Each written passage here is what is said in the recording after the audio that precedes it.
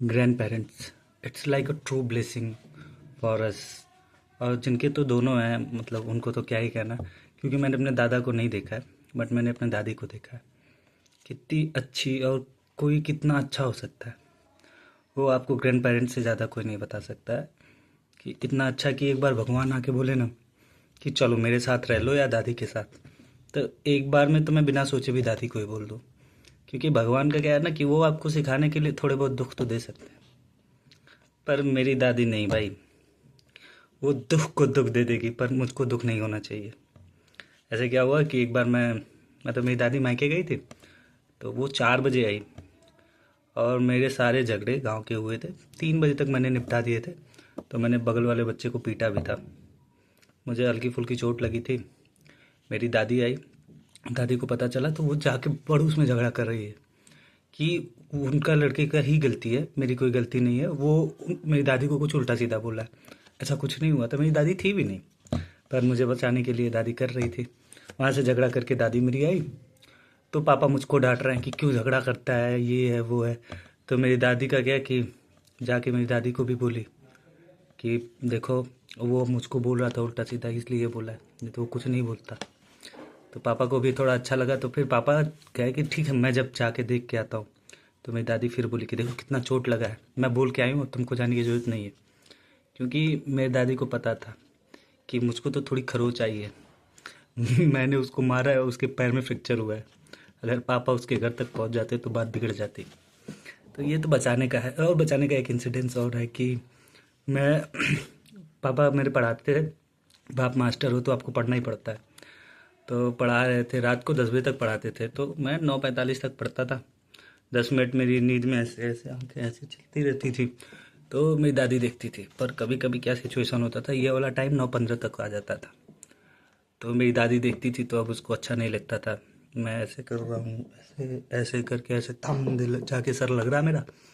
तो मेरी दादी मेरे पापा से कहती थी कि ए बाबू अब हम लाइटिया बुताई नींद लगती है। मतलब कि बाबू नींद लगती है, अब तू जा, अब हम लाइट बुताई सुत तब। तो मेरे पापा की माई तो लइकवा पढ़े थे, पढ़ रहे थे। तो मेरी दादी 2 मिनट के बाद फिर से वही बात की, ए बाबू लाइटिया बुता दा, नींद लगती है। मेरे पापा फिर से। तो ये सिचुएशन 5 मिनट चलती है, 4-5 मिनट बार मेरी दादी बोलती। फिर मेरी दादी जब उनको दिख जाता था कि अब मेरी हालत तो एकदम ख़राब है, मैं बैठ ही नहीं सकता, तो वो मेरे पापा को अलग अलग टाइप की गालियाँ कि तय जानत ना आवे, हम जानत ना ही, तय कितना पढ़वैया आवे, बड़का पढ़वैया तई रहलवे आए, लइकवा के जान ले लेवे हमरे। ऐसे ऐसे मेरी दादी 5 मिनट पापा को अलग अलग तरीके से सुनाती थी। और मैं सोचता था कि ये आदमी, जिसकी सारी धन दौलत बाद में मेरी ही हो जाएगी, मेरी ही भलाई के लिए ये अपनी माँ से गाली खा रहा है। पर ठीक है यार, देखो कमाने वाला आदमी अपने बेटे के सामने कितनी गालियाँ खाएगा। तो मेरे पापा उठ के चले जाते थे, और तो मेरी दादी हर बार ऐसे बचा लेती थी। तो एक और इंसिडेंस ऐसे है कि हम लोग चारों भाई रहते थे, मतलब चारों भाई, मतलब हम लोग की ज्वाइंट फैमिली है। तो हम लोग 4 भाई हैं, बड़े पापा के लड़के हैं, मैं हूँ, हम लोग हैं, तो सब लोग एक ही साथ गर्मियों की छुट्टी में सोते थे। तो मेरी दादी सबको बोलती रहती थी, ये बाऊ पढ़बा ना लोगन, ना पढ़बा तो का करबा, वो जानत हवा, पढ़त रहना, इतना पढ़ना कि अखिया बहरे आ गई। और भाई मेरे भैया, डॉक्टर भैया इतने मतलब ग्रेट, उनसे क्या मस्त कॉमेडी की, वो मेरी दादी को रिप्लाई करते थे, ये माई अखिया बहरे आ गई तो लौकत कैसे है। तो मेरी दादी ऐसे बोलती थी।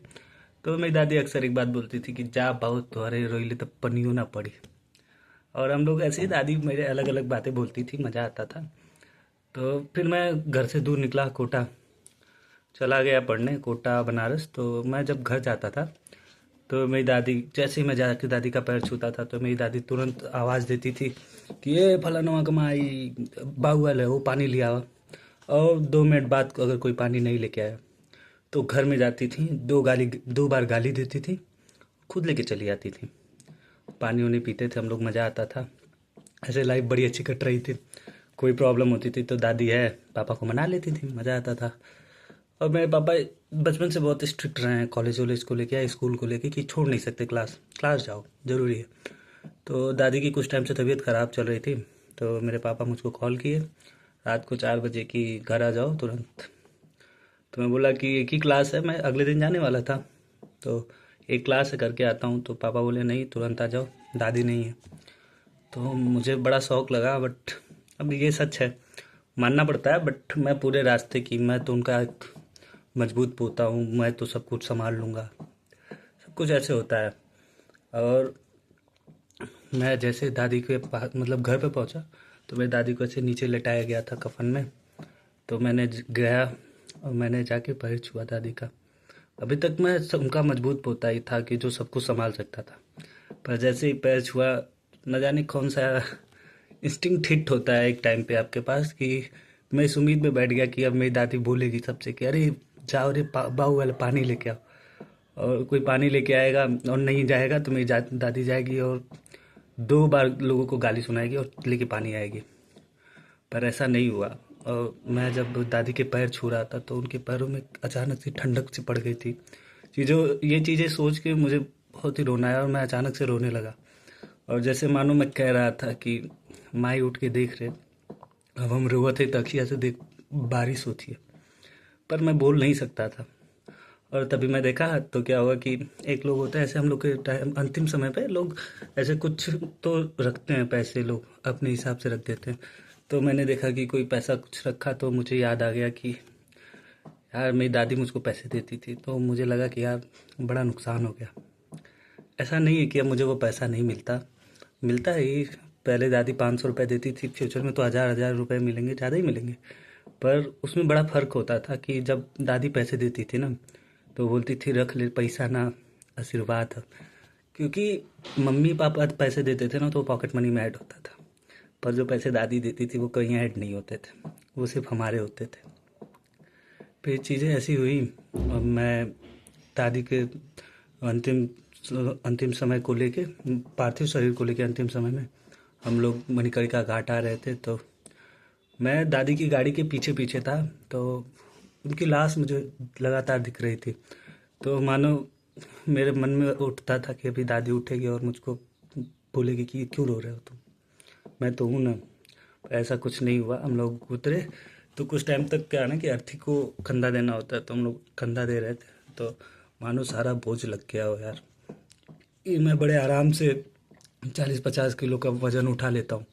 मेरी दादी जिस समय पे उनका देहांत हुआ तो उस समय उनका एज मतलब वजन तो बहुत ही कम हो गया था, क्योंकि काफ़ी टाइम से वो बीमार रहती थी। पर वो बड़ा ही अजीब सा समय था कि मैं अपने कंधे पर थोड़ा सा भी भार नहीं संभाल पा रहा था। पर हम लोग किसी तरीके से गए।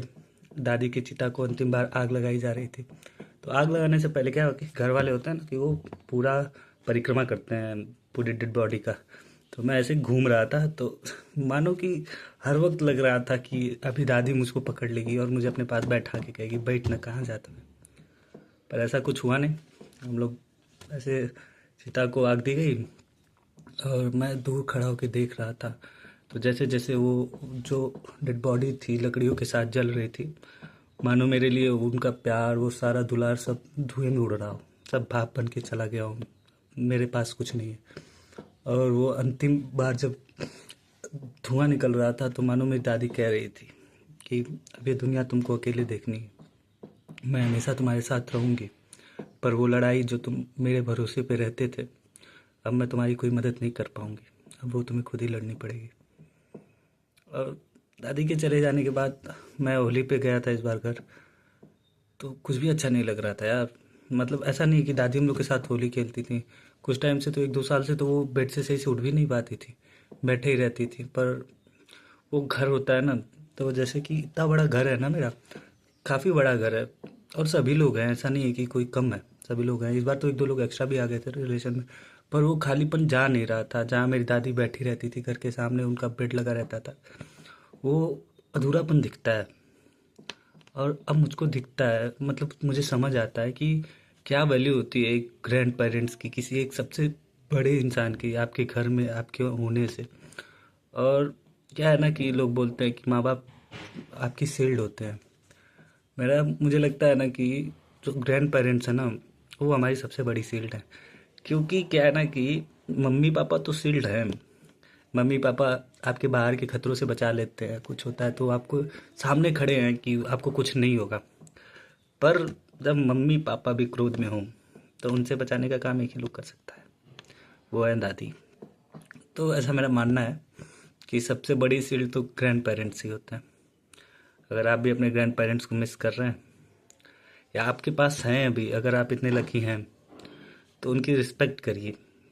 एक टाइम के बाद हमको समझ नहीं आता है, उनको टाइम नहीं दे पाते हैं, और हमको अच्छा भी नहीं लगता उनको टाइम देना, कि क्या करेंगे उनसे बात करके, कुछ अजीब ही तो बात करेंगी वो, क्या ही बात करेंगी, अच्छी तो बात नहीं करती हैं।